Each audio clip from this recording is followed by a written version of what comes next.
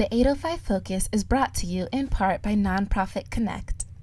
Nonprofit Connect provides superior leadership tools and resources so nonprofit leaders and board members can make valuable decisions to move their organization forward to a sustainable and vibrant future. More information on services online at nonprofitconnect.org.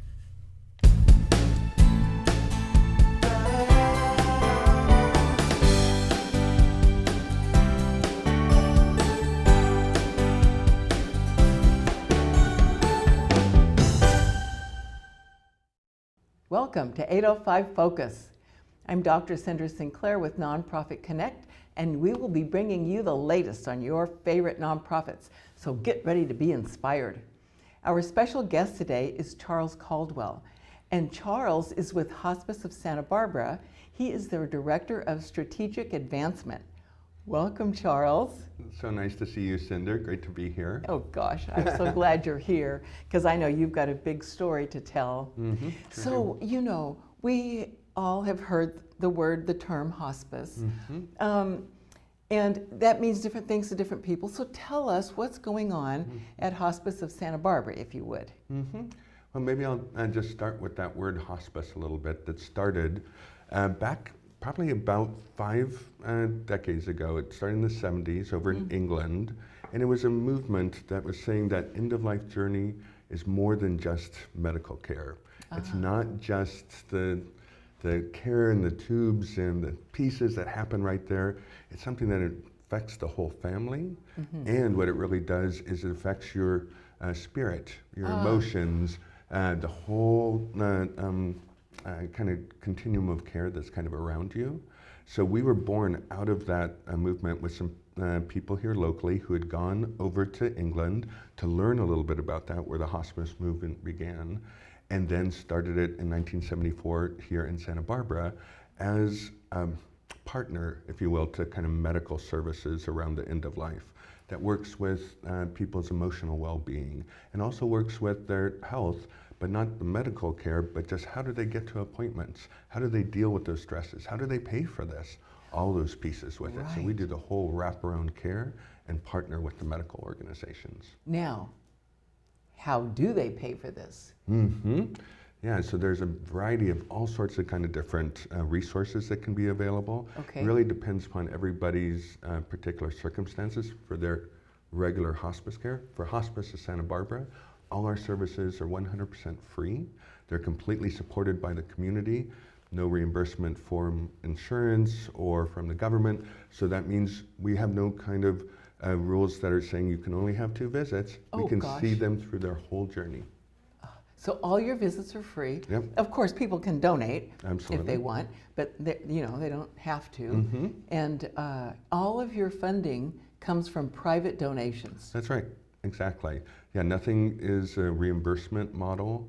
So with that, within hospice as a whole, there's a lot of restrictions that happen when you receive reimbursements from insurance or from Medicare or different pieces.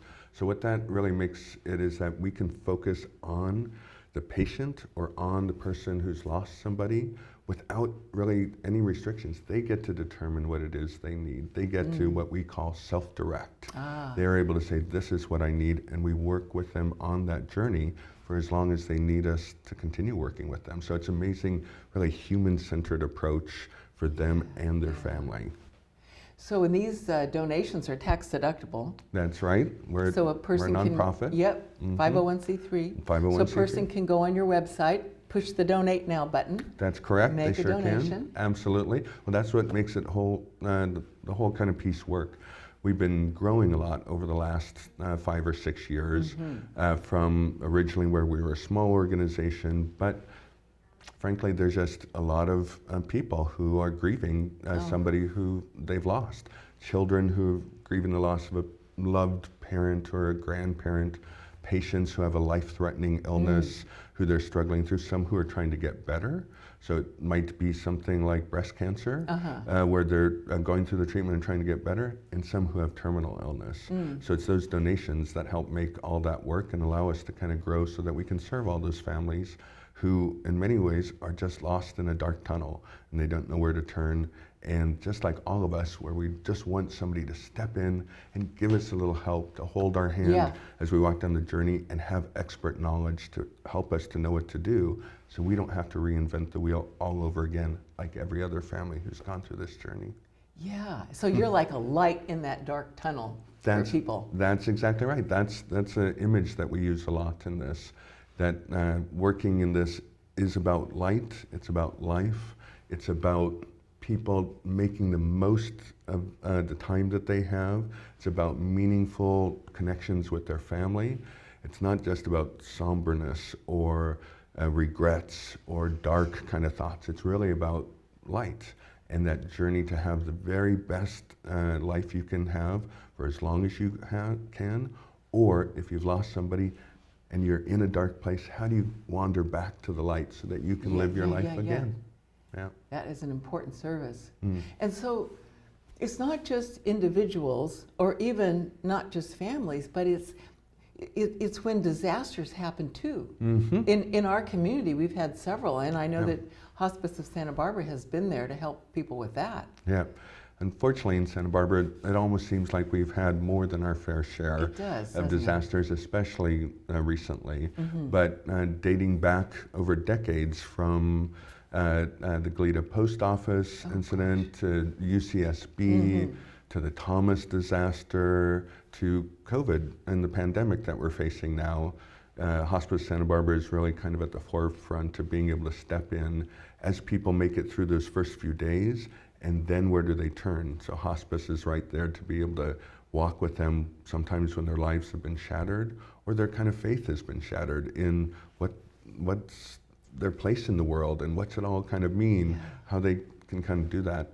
And sometimes it's not something so grand. It's about a suicide that happens and then impacts a school. It might be about a shooting that happens or a sudden death of a beloved office member, where all of a sudden the whole team is just in disarray. They don't know what to make of it. So we can kind of step in that situation and help guide in a way steps forward, so that in those situations people can have a little bit of direction as how to move forward. So if something happens like at a school, excuse me, or an office, people can reach out and call Hospice of Santa Barbara. That's right. Maybe go on your website. That's exactly maybe right. It tells how to do that. And That's exactly right. They can just go to our website, hospiceofsb.org, and they can look it up, and it's easy to find our number. And we have intake specialists who are super knowledgeable. And this is all in English and Spanish. All of our services are provided in both English and Spanish. So they can call and just explain the situation a little bit. And our intake specialists will help connect them very easily to kind of whatever it is the services. If it's something immediate that happened with a sudden death, if it's grief or an anticipated grief of something happening down the road, or a patient who's just received that terrible diagnosis of an illness that they're going to be struggling with for a while. So they can find our number there and give us a call, and we'll help get them to the right place. And if somehow it's not the right fit, if they gave us a call and it's not really along the lines of what we do, that their issue is different, our staff is so incredible, has so much knowledge of community resources, are really able to walk with them through the journey to find out what those resources are that they need. And I know you also have all kinds of really interesting, helpful, informative brochures and little booklets about all the different aspects of grief. Yeah, we sure do. There's all sorts of different information, some that we produced, some that we've culled through the years, that are really just kind of the best things. So people, for whatever stage that they're at, sometimes they're ready to talk to somebody, sometimes they're not ready to talk to somebody. And so that's all part of that kind of self-direction, that the patient or the client knows kind of what they need and a trust in that process with them. And so when they've read those brochures and they're ready to come in, that's where the relationship really starts building. We have a phrase that we use called compassionate care, freely given. Oh. And that is the idea that our team they really form relationships with the people, and that's really the transformative element that really helps people to go. So that it's not just a list of things, here's what you're supposed to do. It's a relationship that builds, whether it's through therapy and talking with bereavement counseling, or whether it's somebody who has diagnosed, their family is in upheaval, they're figuring out how they're going to handle all this, that then our team of staff and volunteers can step in there, build that relationship with them, be that ear to listen to them, help them to understand what their choices are, give respite care to a caregiver. It's pretty amazing the breadth of services that people need and that we're able to provide within that situation. Okay, so let's talk a little bit more about your services. So it seems like earlier I heard you talking about help after neonatal death. So, but that's just one. So tell us a little bit more. Yeah. So for a lot of time during our tenure, it's I think 48 years that we've been around here in Santa Barbara. We're actually the second oldest hospice in all of the United States. We worked in kind of two areas. One is bereavement. So when somebody has lost a loved one and they find themselves in that dark place, struggling to move forward, we're able to provide counseling with them to help them on that journey to kind of come back into a different relationship to life than what they had before. And that's for children and for adults. So we see children as young as 4 years old, 5 years old, kind of around in there. And we see people that are 104 years old who've lost a spouse or they've lost an adult child. So we'll work with them in different counseling sessions as they move forward. And then we also offer a variety of support groups. So the support groups might be everything from widowers group to adult children who have lost a parent, to parents who've lost an adult child, to what you just mentioned, to parents who've lost a newborn in that journey, perinatal loss. And that's just something that, you know, moves, I know, everybody who just, it almost doesn't bear even thinking about. But we have staff who works with families who have had that loss. And then we have a support group who works with that so that people who have this particular experience in life can be around other people who've had that same experience, because grief is such an individual piece. But part of the journey is figuring out how to share it and to feel so, not quite so alone on that journey. So the support groups do incredible work. We have a suicide survivors group for the family who's left behind. About 10 or 12 during the course of the year of those support groups that happen.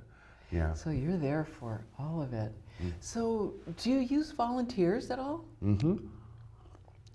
The second kind of core program is what we call patient care services. And so we have our bereavement services, and patient care services works with patients and their families who've received a diagnosis of a life-threatening illness. Not necessarily terminal, it could be terminal, but it could be life-threatening. And so we have, all told, an organization, about 115 volunteers. Wow, I guess you do use volunteers. Sure do, and the large majority of those work with our patient care services.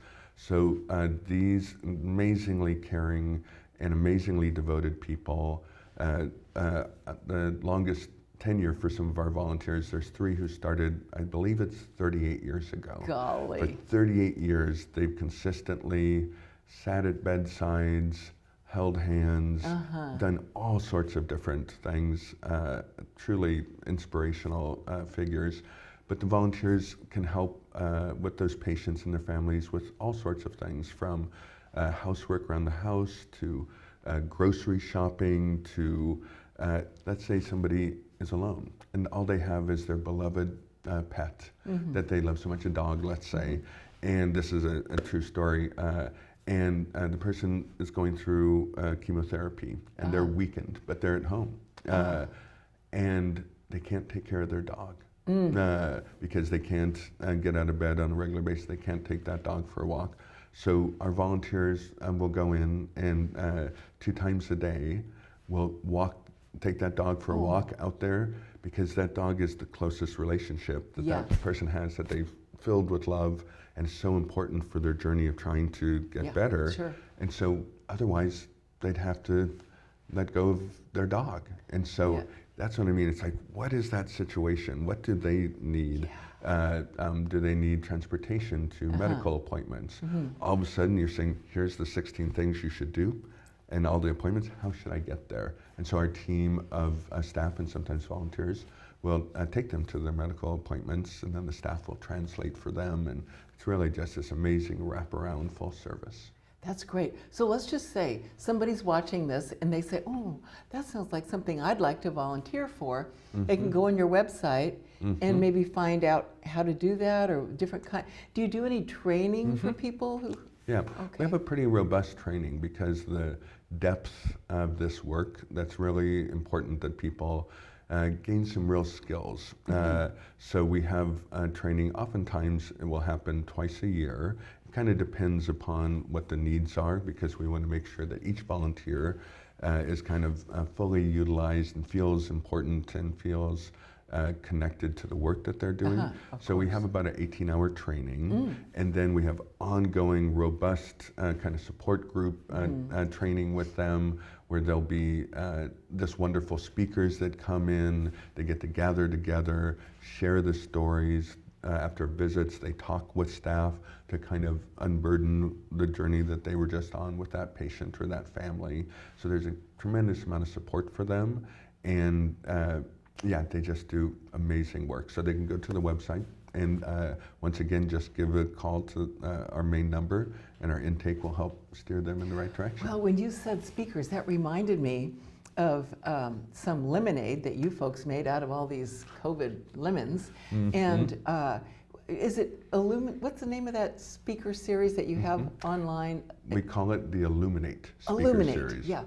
It's really great, and not only was it helpful during the pandemic time, but you're continuing it. That's right. And it's really great. Exactly. Well, it really started where, right when the pandemic hit, we had our staff who has a lot of experience, because we were all experiencing forms of kind of collective grief, trauma, those issues. So it started with our staff doing some different videos, writing articles about how people could deal with their stress, how they could cope with that collective grief, how you can kind of keep going, or how to kind of balance that. And as that went on, we kind of had the idea, because all of a sudden we had this ability to create these videos that happen. And that led to the thought, we're now operating in a virtual environment that in the past we had had some large speakers around end-of-life topics come to Santa Barbara, fill up a local theater where people were able to come. We said, I wonder if we can get them to come and appear on a Zoom webinar, and it was a hit smash. We were able to have speakers that we would never normally be able to have: meditation experts, doctors, palliative care doctors, people who understand grief deeply, people who understand emotional intelligence. And the idea was, and we're Hospice of Santa Barbara, working with grief and trauma and those issues. That's just an extension of what we're all kind of going through. So these speakers were able to come in once a month and deliver a talk, and we'd have panel members from the community who would kind of focus some questions back with them. You can also find this on our website as well, because we have speakers coming up. Our next one is Amanda Klutz, who is very famous right now. She unfortunately lost her husband at the beginning of the pandemic, who is a Broadway, well-known person in Broadway. And then a variety of different wonderful speakers that are coming that can help with different aspects of how we're making it through this time. Gosh, Charles. Okay, so I'm going to tell you, we only have about a minute left, but here's what's going through my mind. Well, I know that you guys are going into Carpinteria too, and I also know about the maybe the Mibos. So you're just all over the place. So in our last 1 minute, what do you want to tell us? Yeah, just that Hospice Santa Barbara has just continued to kind of grow and partner with different organizations. So Mi Vida Mi Voz is a wonderful collaboration that we've led for the last few years that's been able to provide vital information in Spanish to the community around the issues that they need most and in timely fashion so they get it when they need it. And then Carpinteria is a perfect example of a collaboration of local leaders, organizations where we're able to take our services, make them more available in Carpinteria with an initiative called Compassionate Care of Carpinteria so that we can serve all the people in Carpinteria as well. Charles, wow, you are doing incredible work there at Hospice. Thank you. You and your team. Thank you so much for all the work that you're doing that's touching the lives of so many people, and thanks for being with us today. Well, thank you so much. It truly is a humbling journey for us and one that fills us with gratitude as we're able to work with the community and be part of this community. Thank you for having us, Cinder, on the show. And thanks for joining us on 805 Focus, and we'll see you next time.